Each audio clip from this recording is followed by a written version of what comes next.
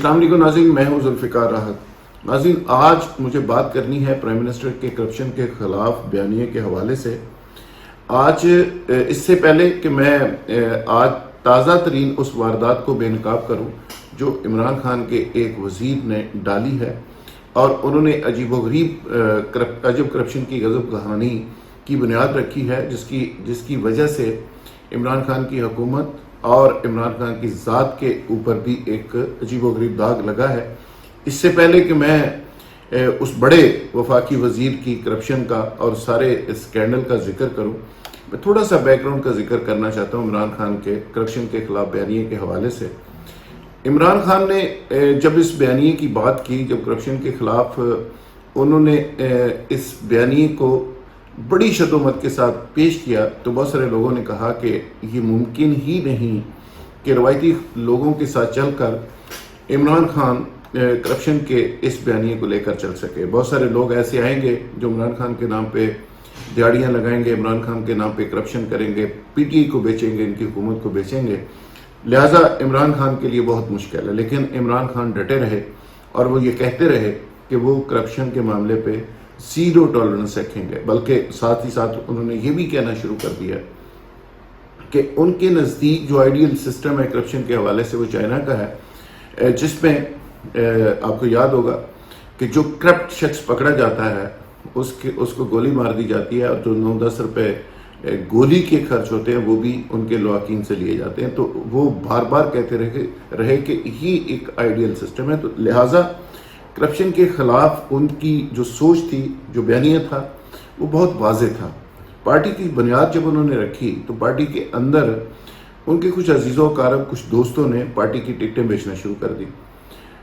اس میں بڑے معتبر نام تھے، ان کو جب پتہ چلا تو انہوں نے وہ دوست اور وہ رشتہ دار قربان کر دیے۔ وہ تھوڑے آگے بڑھے، اقتدار کے قریب دوبارہ گئے، پھر نئے الیکشن میں ایسی ہی صورتحال ہوئی، اس میں بھی بہت سارے لوگوں کو بے نقاب ہونا تھا، بے نقاب ہوئے، اور عمران خان نے ان کی بھی قربانی دی۔ پھر وہ اقتدار میں آ گئے۔ اقتدار میں آ کے کسی بھی پرائم منسٹر کو، کسی بھی لیڈر کو دو طرح کی ٹیمیں بنانی پڑتی ہیں، ایک بیوروکریٹک اور ایک پولیٹیکل۔ عمران خان کا یہ ایک المیہ بیچارے کا رہا کہ ان کو پولیٹیکل سائڈ کے اوپر بھی اس طرح کے لوگ میسر نہیں آئے جو ایک آئیڈیل لوگ ہو سکتے تھے، جو آئیڈیل ساتھی ہو سکتے تھے،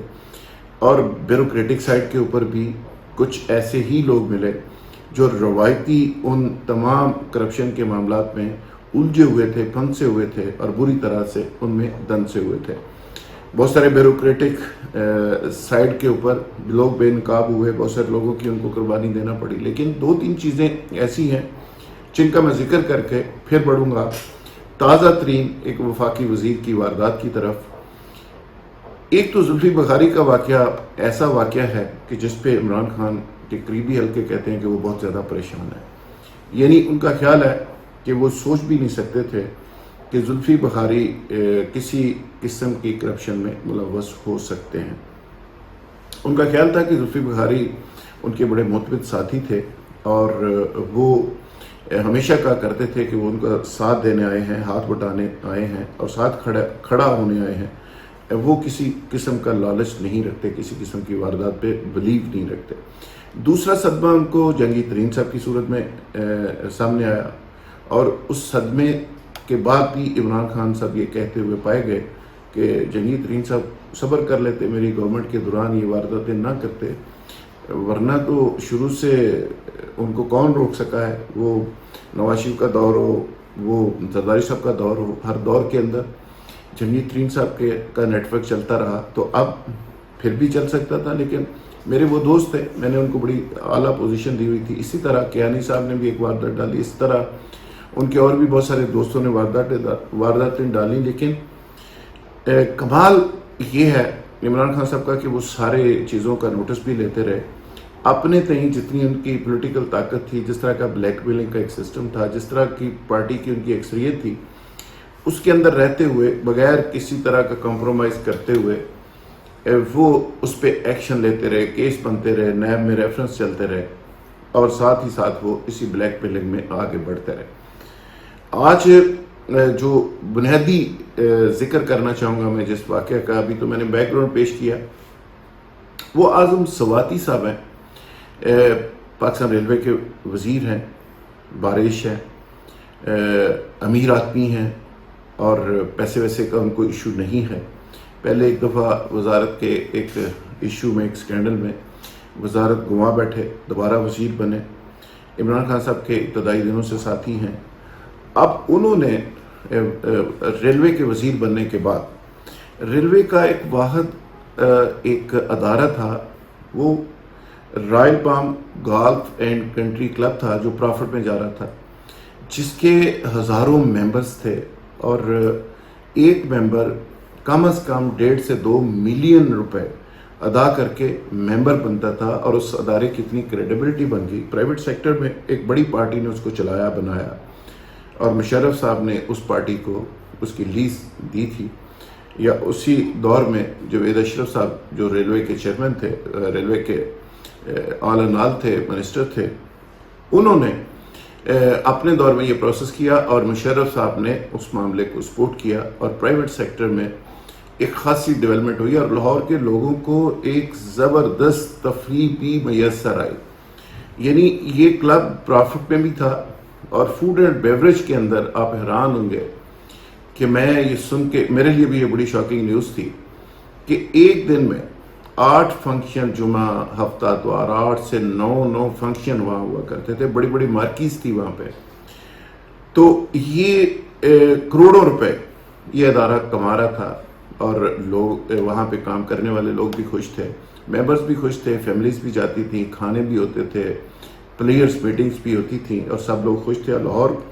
کے اندر ایک ایسا کلب وجود میں آیا جس کے پاس بہت ساری جگہ تھی، ایون جم خانہ سے بھی بہتر سروسز وہاں پہ موجود تھی،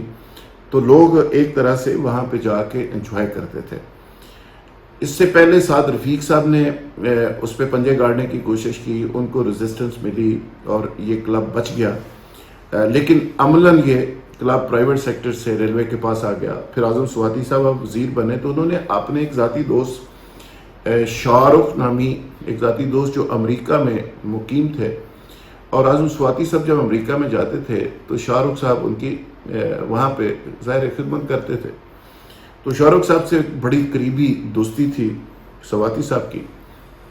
اور عمران خان کا المیہ دیکھیں کہ سواتی صاحب جیسا شخص جو ہے بغیر کسی لکھت پڑھت کے، بغیر کسی اپروول کے، ایک اس کلب کو جو ایک میں سمجھتا ہوں کہ ان ممبرز کی ایک طرح سے وہ سٹیک ہولڈر ہے، وہاں پہ گورنمنٹ اٹ سیلف ایک سٹیک ہولڈر ہے، ریلوے سٹیک ہولڈر ہے، اور اس کو اٹھا کے ایک اپنے دوست کے سپرد کر دیا، شاہ رخ نامی دوست کے۔ اس کے باوجود کہ سپریم کورٹ کا حکم تھا کہ اس طرح کی وہاں پہ کوئی ایکٹیویٹی اور اس طرح کی کوئی مینجمنٹ نہیں ہو سکتی، اور جو مینجمنٹ وہاں موجود تھی اسی کو وہاں پہ چلانا تھا۔ اور چیئرمین ریلوے ایک شریف آدمی ہے بنیادی طور پہ، اور چیئرمین ریلوے حبیب الرحمان گیلانی صاحب بنیادی طور پہ ایک شریف آدمی ہے، انہوں نے اس سارے معاملے کو سپروائز کرنا تھا، لیکن ان کو بھی بائی پاس کرتے ہوئے اعظم خان سواتی صاحب نے ایسے جیسے مال غنیمت کوئی چیز ہوتی ہے اس کو پکڑ کے اپنے دوست کے حوالے کر دیا۔ اور دوست کی اب انٹری ملاحظہ فرمائیں کہ وہ جب کلب کے اندر انٹر ہوتے ہیں، 3 ڈالے ساتھ ہوتے ہیں، آگے ایک بڑی گاڑی پہ وہ آتے ہیں سگار لگائے، جا کے وہ جی ایم کے دفتر میں بیٹھ جاتے ہیں، اور وہاں پہ جاتے ہی وہ سی ایف او کو بلاتے ہیں، پھر جی ایم کو بلاتے ہیں اور ان کو ٹرمینیٹ کر دیتے ہیں، اور پھر گیٹ بند کر دیتے ہیں، اور گیٹ بند کر کے وہاں پہ ایک طرح سے مارشل لا نافذ کر دیتے ہیں، اور پھر وہاں پہ لڑکیوں کی ایک بڑی تعداد بھرتی کر دیتے ہیں، یعنی 30 لڑکیاں، ریشو آپ ملاحظہ فرمائیں کہ 10 لڑکے اور 30 لڑکیاں وہاں پہ بھرتی کر دی جاتی ہیں۔ وہاں پہ ایک شراب خانے کے لیے خاص ایک ریسٹورنٹ تھا جہاں پہ فوڈ بھی سرو ہوتی تھی اور وسکی بھی سرو ہوتی تھی، جس کو بند کر دیا گیا تھا کچھ عرصہ پہلے، یعنی یوں سمجھ لیں کہ سعد رفیق صاحب کے دور میں اس کو کھول دیا گیا، اور وہاں پہ شراب و کباب کی محفلیں چلنا شروع ہو گئیں۔ سگار لاؤنج ایک عرصے سے بند تھا، وہاں پہ بھی مشکوک سرگرمیاں شروع ہو گئیں، اور اس کو بھی کھول دیا گیا، اور شراب اور کباب اور پتہ نہیں کیا کیا، شباب بھی ساتھ ایڈ کر لیں، اس سارا نظام وہاں پہ چلنا شروع ہو گیا. مجھے ذاتی طور پہ ان ساری چیزوں پہ اعتراض نہیں ہے، لیکن چونکہ فیملیز ایسے کلبز کے اندر جاتی ہیں تو وہاں پہ ایک کلبی ماحول رکھنا بڑا ضروری ہوتا ہے کہ کلب کا ایک ایسا ماحول ہو جہاں پہ فیملی بے دھڑک جا سکے. تو وہاں پہ سگار لاؤنج کے اندر نازیبا حرکات کرتے ہوئے باقاعدہ ایک مینیجر صاحب پکڑے بھی گئے جن کو نوکری سے نکالا گیا ہے. یعنی آپ اندازہ کریں کہ اتنی خوفناک حرکات وہاں پہ ہوئی. اس کے بعد جو تکلیف دہ بات ہے وہ یہ ہے 31 ملازموں کو شاہ رخ صاحب وہاں سے فارغ کر چکے. اس کے بعد جو تکلیف دہ بات ہے وہ یہ ہے کہ اعظم خان سواتی صاحب نے تو چلو اپنے ایک دوست کو نواز دیا، پیچھے کوئی کہانیاں ہوں گی، کوئی معاملات ہوں گے، لیکن عمران خان صاحب اتنے بے خبر کیسے ہو گئے؟ آئی بی سے لے کے کوئی 30-35 ایجنسیز ان کی موجود ہیں، کسی ایجنسی نے ان کو رپورٹ تک نہیں کیا کہ یہ کیا واردات ہو رہی ہے. لاہور کے دل کے اندر جہاں پہ ان کے بدترین دشمن، سیاسی دشمن بیٹھے ہوئے ہیں، جو لاہور ایک سیاست کا مرکز ہے جہاں پہ عمران خان صاحب کو ہمیشہ پذیرائی ملی ہے اور لاہور کو وہ اہمیت بھی دیتے ہیں، ان کا اپنا شہر ہے، کسی دوست نے فیڈ بیک نہیں دیا، کسی نے بتایا تک نہیں، اور انہوں نے ایکشن بھی نہیں لیا. اور یہ نظام وہاں پہ اسی طرح کا چلتا رہا، لوٹ مار چلتی رہی. ایون آپ حیران ہوں گے کہ وہاں پہ کوئی 2-3-4 کنال کا جو کچن تھا، جو فوڈ اینڈ بیوریج کا کام کرتا تھا، جسے کروڑوں روپے کلب کما رہا تھا، اس کا شاہ رخ صاحب نے ایک کسی دوست کو ٹھیکہ دیا. اس نے کہا، اس کو اندر کچن کو بند کیا، کہا کہ جی کھانا باہر سے لائیں اور سپلائی کر دیا کریں، نو پرابلم. تو وہ کلب کے اندر جو کچن کے ملازمین تھے ان کو فارغ تو نہیں کیا گیا، لیکن وہ وہاں پہ ویلے پھرتے رہے. یعنی پیسہ کلب سے ان کی جیبوں میں جا رہا ہے، کام وہ کر نہیں رہے. تو ایک طرح سے کروڑوں روپے پرافٹ میں یہ ادارہ اب نقصان کے اور تباہی کے اس دہانے تک پہنچ گیا، جس کے بعد سپریم کورٹ کو نوٹس لینا پڑا، اور سپریم کورٹ نے الٹیمیٹلی شاہ رخ صاحب کو فارغ کیا اور ان کا نام ECL میں ڈالا، اور وہاں پہ ملازمین کو تحفظ دیا، اور وہاں پہ جو لوٹ مار چل رہی تھی اور جو بچہ سکا کا نظام چل رہا تھا اس کو بند کیا. میرے لیے بڑی شاکنگ نیوز ہے کہ عمران خان صاحب آپ واقعی اتنے بے خبر ہیں اور واقعی آپ اتنے بے بس ہیں. آپ تو کہہ رہے تھے کہ آپ کا جو بیانیہ ہے اس پہ کوئی کمپرومائز نہیں ہو سکتا. آپ تو کرپشن کے خلاف بیانیے پہ کہہ رہے تھے میں گورنمنٹ چھوڑ دوں گا، میں دوست قربان کر دوں گا. تو آپ ساری دنیا اور سارا پاکستان اور وہ ممبرز جو کلب کے ہیں وہ سارے کے سارے آپ سے سوال کر رہے ہیں کہ اس اتنے بڑے اسکیم اور سکینڈل کا آپ نے کیا ایکشن لیا؟ اعظم سواتی صاحب کے خلاف کب کارروائی کریں گے؟